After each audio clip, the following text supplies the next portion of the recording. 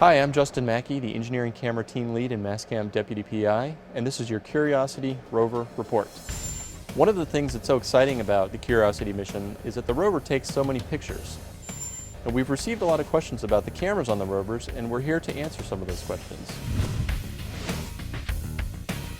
The Curiosity rover actually has 17 cameras on it, which is the most of any NASA planetary mission ever.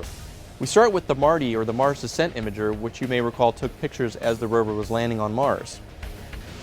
Then we have the MALI instrument, which is the camera mounted on the end of the arm, and that takes close-up, high-resolution color photos. Down here we have the hazard avoidance cameras, or the HAZ cams. There are 4 of these in the front and 4 in the back, and they're used to take pictures of the terrain near the wheels and nearby the rover. Up here in the mast we have the cameras that take most of the pictures for the mission. We have the navigation cameras, which take pictures that are used to drive the rover. We have the mast cameras, which are color imagers used to do geology investigations. And then finally we have the remote microscopic imager, which is part of the ChemCam laser instrument, and that's used to document the laser spots that the rover makes on the surface. Many of the black and white images that come back from the rover are from the engineering cameras, such as the HAZ cams or the nav cams shown here. The reason that they're black and white, or grayscale as we call it, is because that's all the rover really needs in order to detect rocks and other obstacles. Other cameras are color, such as the Mastcam imager, and the reason that they're color is because the scientists use the color information to learn about the soil and the rocks. The rover has 2 different types of cameras. There are 1 megapixel black and white imagers for the engineering cameras and 2 megapixel color imagers for the science cameras. Yes, in fact, we already have taken video. In addition to the video that we took when the rover was descending onto the surface, we've taken movies of the soil being shaken in the scoop.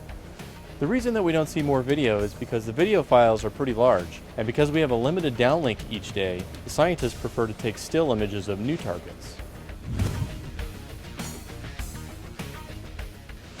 The rover takes panoramic photos much like you do with your smartphone. By taking individual pictures and then moving between the frames, you can acquire a collection of pictures that you can then stitch together into a single panorama. The rover does the same thing. We move the cameras between each individual pictures and stitch them together on the ground.